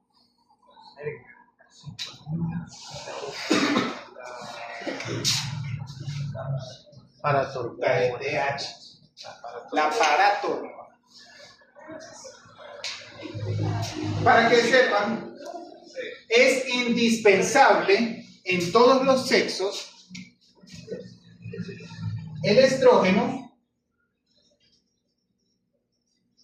para la fijación del calcio. Si no hay estrógeno, no se fija el calcio. Si no hay fijación de calcio, se libera más calcio. Por eso, mujeres con menopausia desarrollan osteoporosis. Pasa. No, porque nosotros subimos también muchas cosas. Pero en este caso, nosotros no subimos osteoporosis, por lo menos. Pero sufrimos mayor de cáncer de próstata, sufrimos de impotencia, sufrimos de cáncer de estómago, sufrimos de cáncer de pulmón, somos más predisponentes. Todos tenemos el pro y el contra. Ahora, en esta fase de secuestro de calcio mediante la hiperfosfatemia me va a producir una hipocalcemia y la respuesta del cuerpo es liberar PTH para regular el calcio. ¿Pero de dónde lo saco? De los huesos. ¿Y qué pasa si lo saco de los huesos? Los huesos los debilito. Entonces, este proceso crónico de sacar y sacar calcio de los huesos me va a deformar a futuro el hueso y me va a generar osteoporosis. Por eso, una insuficiencia renal no controlada me va a llevar a osteoporosis, a deformación, a osteodistrofia urémica. Pero es a consecuencia del fósforo que me secuestra el calcio y me activa la PTH que me saca el calcio de los huesos. Eso es lo que normalmente pasa. Por eso es importante manejar estos valores, no menos importante los electrolitos, porque si paralizo el riñón, entonces el riñón, recuerden que lo que hace es absorber sodio en un proceso de deshidratación, pero resulta que yo paralizo el riñón y aquí me deja al potasio. ¿Y qué me va a producir el potasio? ¿Qué me produce hipercaliemia? ¿Cuál es el principal síntoma de la hipercaliemia? Bradicardia. Entonces también paralizo el corazón. Paralizo el corazón y no tengo calcio suficiente para contraerlo. Por eso es que las insuficiencias renales son bastante complicadas, porque hay que entenderlas. Sé si se sube uno, puede que sea normal, si se sube el otro depende de la anamnesis, si se está consumiendo o no proteína, si hay proceso o no de destrucción celular, si hay acúmulo de potasio o no, o de sodio, o si me tengo unos niveles de calcio normal. Pero todo esto me puede pasar fácilmente a un paro cardíaco inminente. Profe, a una hembra que se le haya realizado O una balisterectomía. OVH, ¿le puede dar osteoporosis por eso? El problema es que ella no llega tanto. ¿Cómo? No llega tanto, o sea, para que la hembra en los coninos desarrolle osteoporosis tiene que tener como 25 años. Como el humano ya actualmente ya no llega hasta los 60, hasta los 50, sino hasta los 80, entonces sí es mayor riesgo de osteoporosis, por eso están los parches de estrógeno, el calcio vía oral con vitamina D, se estabiliza. Pero es importante los parches de estrógeno, porque ya dejan de producir estrógeno. Se vuelve la piel más arrugada, se vuelve aquí, más para allá. Pero necesitan estrógenos exógenos. Ahora, ¿alguna duda con respecto a esto hasta los momentos? Porque esto pica y se extiende.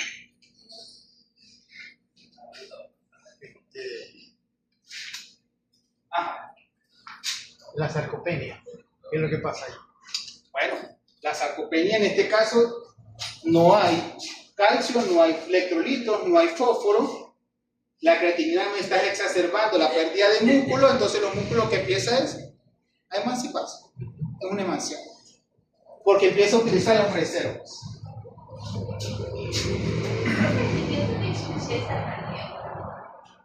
Está muerto.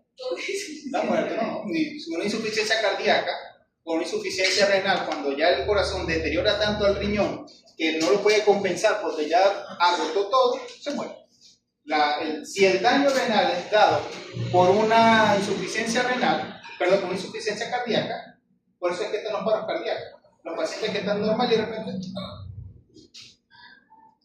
eso pasa. Porque ya han tenido Ya hay deterioro. una enfermedad. Por eso la predisposición de infarto al miocardio es para pacientes con hipertensión. Que no es que la hipertensión le generó, que también puede generar una isquemia por un trombo. Pero esa insuficiencia renal ahí está. Y me genera todo esto. Es más cara de Y de repente voy caminando medio. Por eso después de, o sea, normalmente después de un infarto No, puede ser. Pero lo primero que se daña cuando hay una insuficiencia cardíaca es el riñón. Que puede avanzar a todo esto o simplemente esa hipertensión no controlada.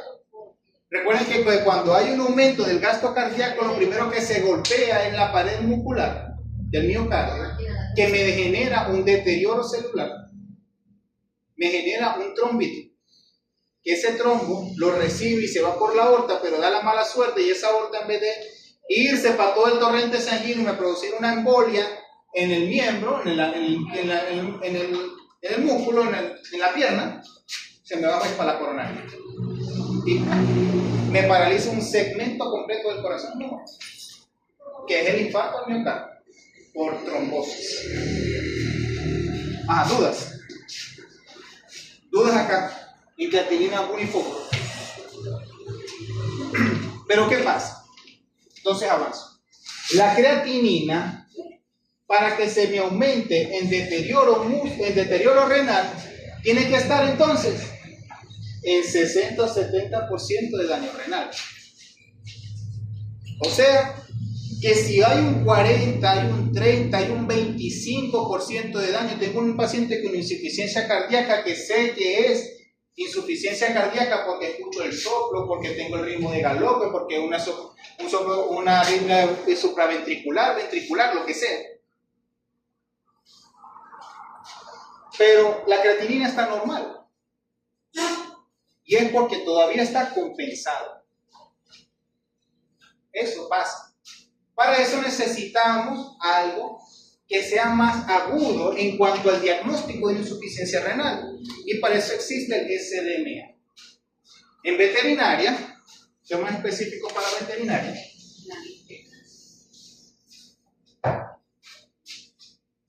Existe la dimetilarginina simétrica. Es un biomarcador clave para la temprana enfermedad renal. ¿Por qué? Porque ella se aumenta cada vez que hay de un 25 a un 40% de deterioro renal. O sea que es más aguda, es más sensible. Tiene mayor sensibilidad con un 100% de especificidad. Que no es lo mismo sensibilidad que especificidad. Ahora, con el hecho de que se dañe un 25, un 40% de la función renal, esta dimetilarginina me va a aumentar antes de que haya un 60, un 70%. Entonces puedo establecer un tratamiento agudo a un daño renal. Este se aumenta antes que la creatina, siendo menos afectada en la masa muscular. ¿Ven? O sea, la creatinina también puede verse afectada por deterioro muscular. O sea, si se aumenta la creatinina, no es específico que me diga que hay un deterioro renal. También me puede decir que hay un deterioro muscular. No es específico. O que hay un consumo de creatina. No es específico. Por eso, ella no depende del metabolismo o del deterioro muscular y es más sensible porque es intrínsecamente relacionada al riñón. Lo que permite identificar problemas renales en gatos y perros antes de mostrar sintomatología, mejorando el pronóstico con su diagnóstico y tratamientos oportunos. Aquí.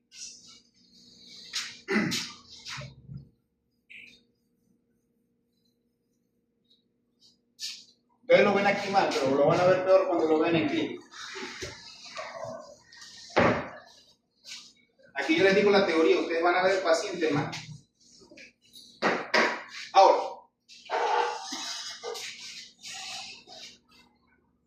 el SDMA no existe signos clínicos de tasa de filtración glomerular, se repite en las 2 o 4 semanas, el resultado negativo siempre que sea por debajo de 15, el SDMA puede ser dentro de lo normal. Pero en 15 a 19 ya hay que evaluar la función urinaria, puede estar en deterioro renal y por encima de 20 es inminente. Ahora vemos acá. Relación de creatinina y SDMA. 1.4, 1.6 de creatinina en un estado de daño renal. 1, el SDMA va a estar en 18. O sea, va a estar detectable. Pero aquí ya está empezando a haber un daño renal de grado 1. En un daño renal de grado 2, la creatinina se puede mantener en 1.4, 1.6, puede elevarse a 2.8, o puede que no. Pero aquí ya me empieza a aumentar más sensiblemente el SDMA. En un grado 3, bueno, ya tenemos 2.9 en ambos casos, pero esto ya es un grado de azoemia ya marcado. Puede llegar hasta 5, pero vean cómo el SDMA me detecta grados de deterioro renal. O sea, ya cuando tenemos de 18 a 25 está elevado, ya de 26 a 38 ya está muy grave el deterioro muscular, pero la creatinina puede o que no, o sí me diga que está el deterioro muscular, el deterioro renal, perdón. Por eso el SDMA cuando salió, lo máximo, para detectar daños renales en fase aguda e hiperaguda y establecer un tratamiento oportuno. Ya un grado 4, sinceramente, una insuficiencia renal de grado 4, la creatinina está por encima de 10. Cuando la creatinina esté en 10 en un paciente, ustedes le hacen la cruz. Lo digo muy en serio. Si no tienen un trasplante de riñón, ustedes le hacen la cruz a ese animal y le dicen al dueño, ¿lo puedo estabilizar? para que le dure una semana y media, o le dure 3 días. Pero con una creatinina de 10 hay parálisis renal. La riñón está completamente paralizada. Ahí necesita diálisis, necesita eritropoyetina, necesita aldosterona. El riñón ya no está sirviendo. Así que la primera opción para que no le digan a ustedes mata perros es, se puede estabilizar, pero sinceramente va a ver cómo se deteriora lentamente la riñón. Yo voy a hacer todo lo posible, doctor, usted dígame cuánto es, bueno, y le sacan los pobres si quieren. Pero conscientes de que después de 10 ya ese riñón no sirve. El riñón no sirve. Puede estabilizarlo, puede controlarlo, puede durar una semana, pero el riñón no sirve. No se metan mentiras. Bueno, eso no lo voy a guardar. Pero existe la posibilidad de que incluso puedan consultar a otros colegas que le metan mentiras. Sobre todo porque le hacen un ecograma y dicen que sí lo saca de ahí. Pero el muerto les queda a ustedes. Así que yo les recomiendo que si ustedes tienen una creatinina por encima de 10, por más que le digan Santa Misa, a ese paciente usted le dice, ese paciente tiene una alta probabilidad de mortalidad. Su pronóstico es malo, ni siquiera reservado. Para que ustedes se cuiden las espaldas y no se vaya en la noche el dueño y llega en la mañana diciendo que el animal se murió a las 3 de la mañana, porque le dijeron que ese animal se iba a salvar. Lo digo con mucha responsabilidad y experiencia que me ha pasado. Porque cada vez que ustedes dan un mal pronóstico, le van a decir mata perros, porque nunca ustedes hagan el trabajo bien, hagan el trabajo mal, van a hablar de ustedes. Van a consultar a otros. Se lo pueden salvar y le van a decir que fue por culpa de ustedes que se murió. Y va a pasar. Pueden ser muy buenos, pueden ser muy malos, lo que ustedes quieran. Pero yo lo que digo a ustedes es que sean responsables en el momento de orar. Y si les digo que la creatinina está por encima de 10, ese animal tiene una alta probabilidad de muerte, casi del 90%. De ahí en adelante usted lo que puede es estabilizar, más nada. Más nada. ¿Qué?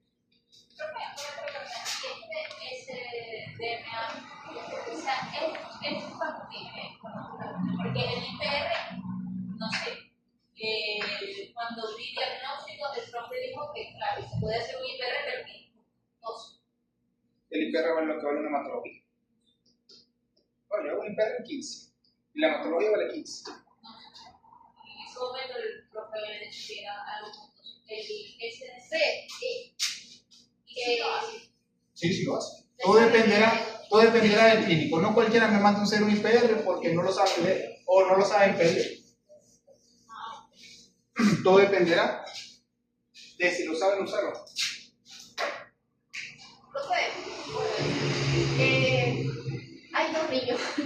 Entonces yo quiero saber, ese grado de las ciencias renales, se toma en cuenta la función de los 2 riñones, ¿verdad? Sí, lo dije al principio. Cuando estamos hablando del 60% o 70% de la función renal bilateral. Aquí el animal está vivo por compensación. Puede que sea más afectado uno que el otro. Y por eso podemos observar riñones. Págalo por un momentito. Cuando hay fallo renal de un solo riñón, ¿hasta qué grado puede llegar esa insuficiencia? ¿Puede sacar ese riñón y dejar el otro que sí funciona? Sí, se puede. Es más, lo hacemos en quistes y lo hacemos en tumores renales. Entonces, ¿a qué grado llega en la tabla anterior? Más o menos. Puede llegar hasta los 50 y puede ser estable. ¿Qué pasa? Un riñón, como le estaba observando en la ecografía ayer, era que tiene que ser hipoecoico en su corteza.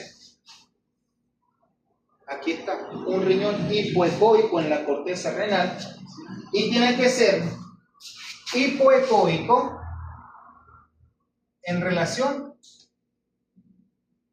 al hígado. El hígado es más denso, un órgano parenquimatoso, no maneja tanta cantidad de líquido como lo maneja el riñón. Eso por parte de ecografía. Bueno, vamos a tocar este uroanálisis, revelará la presencia de isostenuria de la tasa de filtración, si puede o no la capacidad de concentrar la orina, si hay proteínas en orina. Si hay proteínas en orina hay daño renal, puede ser agudo, puede ser crónico, pero hay daño. Hay glucosuria porque empieza incluso a no filtrar la glucosa, porque la molécula de glucosa es grande, entonces ya en este punto no la puede filtrar. Puede o no haber piuria, que es infección.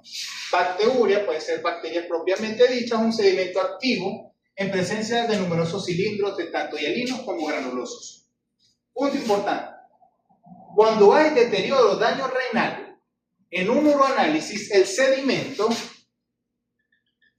muestra células renales de 1 a 10. Ya la presencia de células renales a nivel del sedimento urinario es evidencia de daño renal. Agudo o crónico, no sé, pero hay algún daño. Entonces tenemos células renales, que tenemos también proteinuria, tenemos glucosuria, ahí hay un daño renal. Ahora, ¿puede o no observar células renales? Sí, es verdad. Sí, habiendo daño renal, sí. ¿Cómo lo identificamos? Los cilindros granulosos. Los cilindros granulosos es el acúmulo de detritos celulares a nivel de los túbulos renales, que se evidencia por un proceso inflamatorio. Y como un proceso inflamatorio es rico en proteínas y es rico en células, por eso es granuloso. Entonces, el cilindro granuloso es un exudado del túbulo renal. Por eso son cilindros, porque cada vez que pasa por el tubo se forma un cilindro y se excreta así. Presencia de cilindros hialinos puede ser normal o no, dependiendo de la alimentación. Presencia de cilindro granuloso nos identifica un proceso inflamatorio, un daño renal. Agudo o crónico, no sé, pero hay un daño renal. ¿Es normal ver cilindros? No. No hay una normalidad en el cálculo de cilindros, porque no me lo preguntaron. Y no, los cilindros no deberían verse. Presencia de cilindros granulosos. Hialinos depende de la alimentación, granuloso depende del daño de inflamación. Pero indica un daño renal. ¿Que sea insuficiencia renal? Sí, pero puede también ser una nefritis. Pero una nefritis también es una insuficiencia renal. Una pielonefritis también evoluciona en insuficiencia renal. Todo dependerá del daño renal. Pero cilindros granulosos es indicativo de daño renal. Ahora, ¿cómo detectamos el daño renal? Un ecograma. Lo primero que evaluamos es la morfología del riñón. Si tiene si conserva o no la capacidad de filtración. Pero resulta que este riñón ya lo que le queda es uno por aquí, otro por aquí, otro por aquí, otro por aquí. Pasó de ser así completamente hipoecoico a estar isoecoico en relación al hígado. Ya eso es cicatriz. Ya este parénquima se parece al del hígado. Está isoecoico con el hígado. Y esto es un daño renal.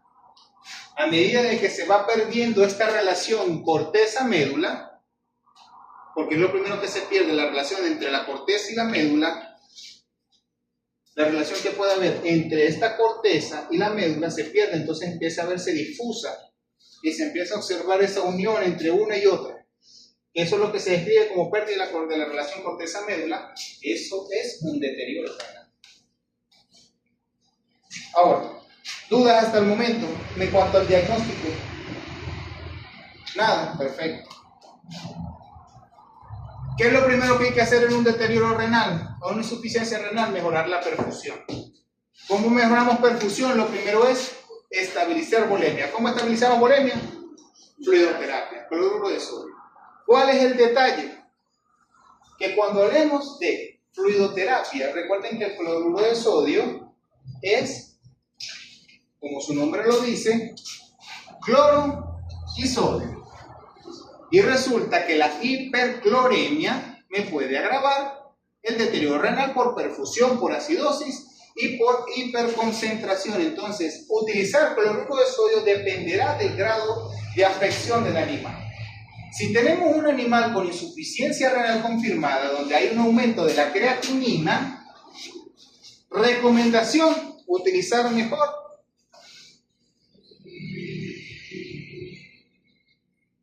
Ringer lactato.